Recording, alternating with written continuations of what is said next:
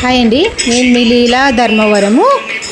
మేము శ్రీశైలం సేవకి వెళ్ళినప్పుడు గోశాల వేశారండి. గోశాలకి ఆపోజిట్లో ఇక్కడ ఒక శివాలయం ఉంది.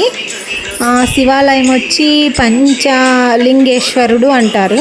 పంచముఖాలు అంటే 5 ముఖాలతో ఉన్నాడు అక్కడ ఈశ్వరుడు. అక్కడ చూడదగిన టెంపుల్ అన్నమాట. అక్కడికి వెళ్ళినాక ప్రతి ఒక్కరికి స్వామి ఇక్కడ నీళ్ళు పోపిస్తారండి బిల్వం పెట్టి.